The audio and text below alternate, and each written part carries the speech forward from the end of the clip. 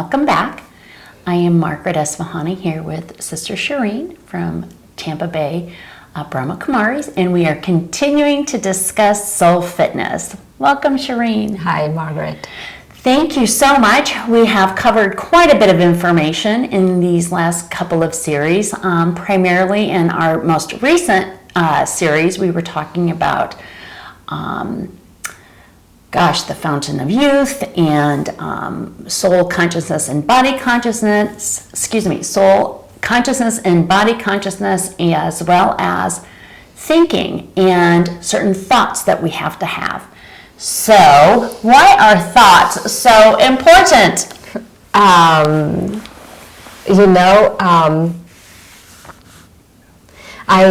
was recently reading somewhere that we have 80,000 thoughts per day. 80,000? Yes, which I thought was excessive. I really thought it was excessive, and I think it's excessive. So I went back to finding, where did this 80,000 number come from, right? And seriously, there is no scientific basis for that kind of number. But people keep saying that 70,000 thoughts, 60,000 thoughts, and I'm thinking that's a lot of thoughts. Yes, it is. And so, but the thing that I came down to was that some psychologists talked about a psychological present. That a person has a psychological present, and the psychological present is about 3 seconds. Okay. Can you please explain more? A psychological present is what you can do something in the moment. The awareness you can have about a moment is about 3 seconds. Okay. A moment is about, that current moment is about 3 seconds. And they did a whole series on the last Olympics, how many times they hugged, and it was a 3-second hug, or median, little less, little more. Got it. Kind of thing. Got so all of that. So the point is that it's 3 seconds. So even if you take 3 seconds, it's about 20,000 thoughts. That's a lot, but it makes sense. I can buy into that. So even if we have a thought per 3 seconds, it's 20,000. So count your thought and see if you're having a thought every second, then you are doing 60,000 thoughts. Yes, and for those of us that multitask, which is all of us. Yes, and then but anyway, so let's say even we have 20,000 thoughts. That's a lot of thoughts. Yes. So our life literally is made up of thoughts. Yes. And so if we want to get our life back on track, then we need to focus on these 20,000 thoughts. Oh my gosh.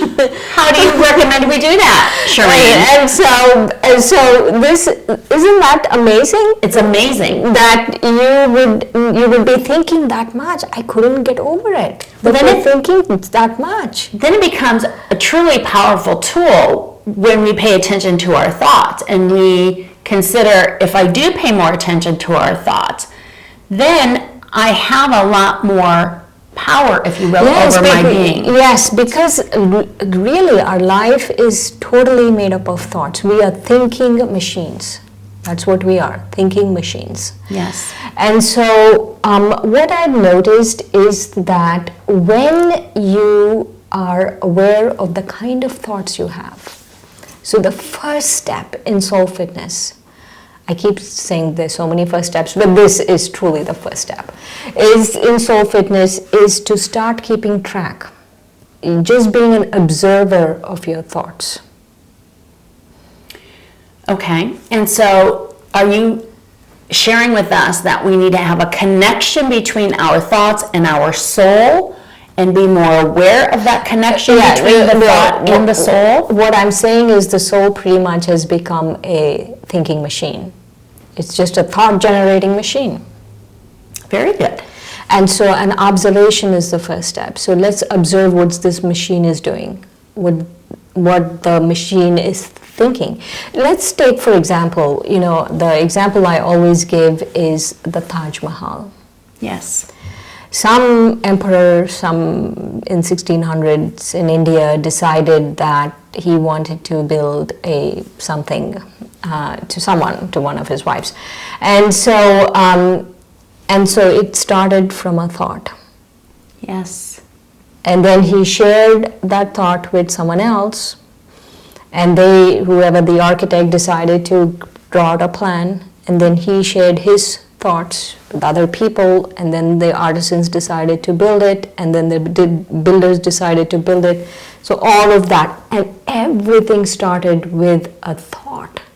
Yes. So it's a huge structure, one of the wonders of the world. I was just going to say, one of the 7 wonders of the world came out of a thought. Imagine what you can do with yourself. That is, if you harness the power of thought. That is powerful and inspirational. And so, since you said we have around 20,000 or so thoughts, and to be an observer of our thoughts, right? So we need to categorize them. Perfect. And because I'm all about categories. And that was my next question, and you beat me to the punch. So it must be my engineering background that I keep categorizing things.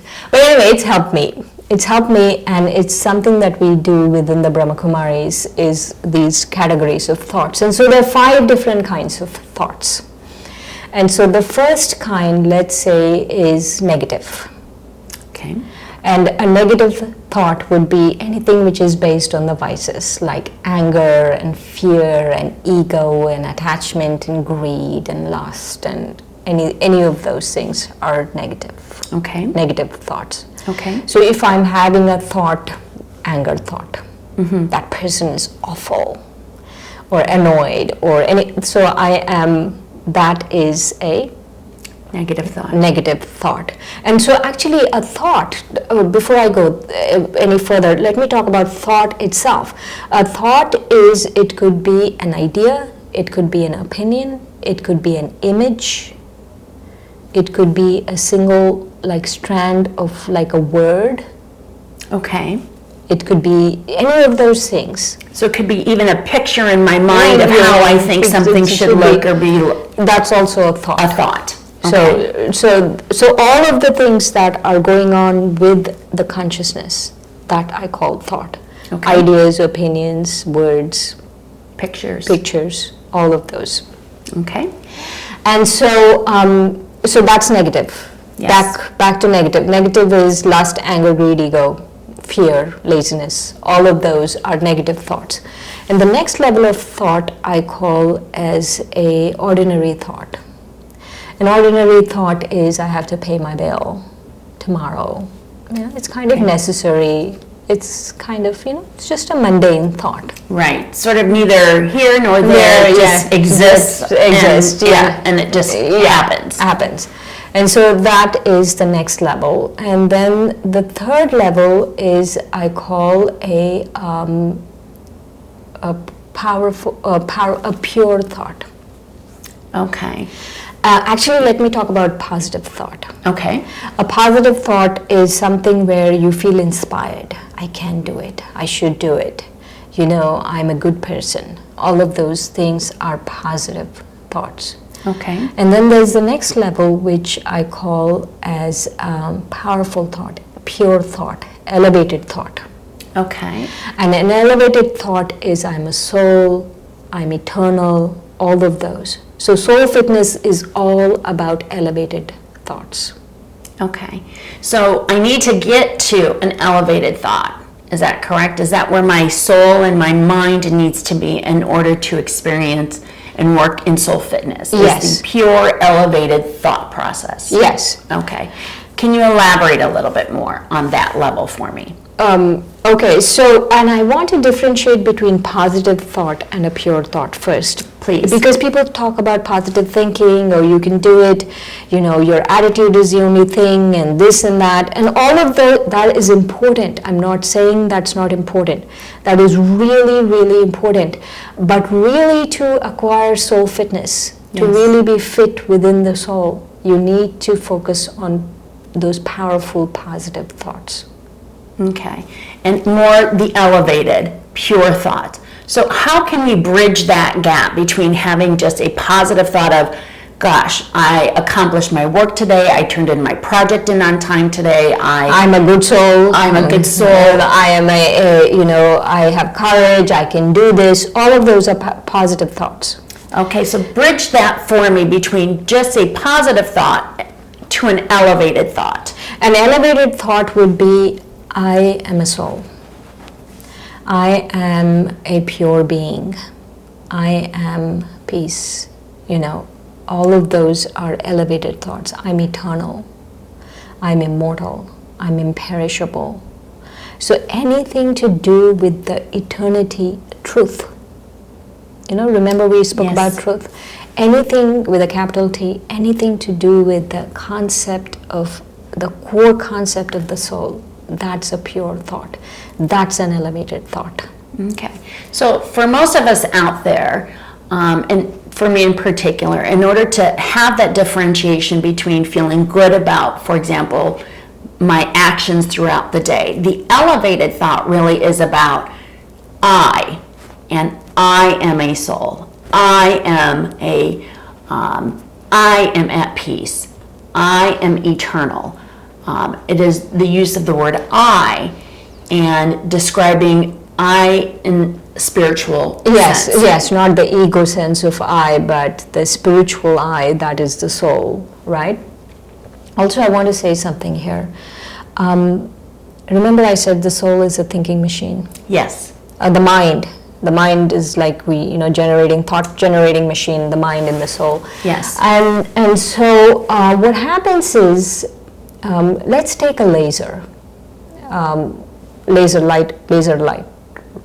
Right, like a beam. Like laser beam. And so interestingly enough, white light, when you think of white light, is a whole bunch of colors and wavelength of light in white light. Correct. And a laser, interestingly, is just one color and one wavelength. Okay.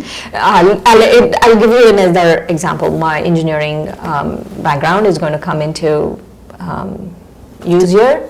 So let's say you visualize a highway, right? Our highway right there. You visualize the highway and you see a whole different color cars. They're going at different speeds, different everything make of the car is going, right? And now let's take a BMW. Sure. Okay, a blue BMW 7 Series. I heard those are expensive cars. Very nice. A blue BMW. And I don't know much about cars. I get all my car information from my sister. And so it's going, and let's say all the cars on the street are blue color, and they're going, and they're all BMW 7 Series, and they're going at the same speed. Yes. Okay. Which is very different from a bunch of colors, no? And so that's what is white light as opposed to laser. Okay. White light is a bunch of colors and a bunch of wavelengths. That means the frequency, the different frequency, they're traveling, the light is traveling at different frequencies, and it's a bunch of different colors. A laser is the same color and the same frequency. So it's consistent. Yes, it's consistent. And so fascinatingly enough, a laser is much more useful than white light.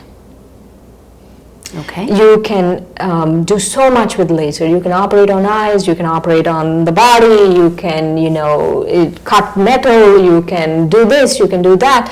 You can do laser has so many uses. Correct. And so because we are thought generating machines, so Yes. think of us generating like a machine, like a light. Correct. We are generating thoughts. And so in the same way, if we become thinking lasers. Excellent. Yes. So that means that I have the same thought, the same speed, and they're all pure and elevated. Excellent. And like laser, I can do so many things with my thoughts. So many things with my thoughts. Very good, Shireen. I really like that analogy because I think it's very easy for us to understand that a laser can focus, it's consistent, it has the same consistency characteristics throughout. So if we can use our thoughts like a laser, if you will, and and stay elevated, stay pure, then our thoughts will be very, very strong and be laser sharp, helping us continue to strengthen our souls. So once again, Shireen, thank you very much. I'm excited about our next chapter because I sense already our souls are beginning to get fit. Thank you again. Thanks, Margaret.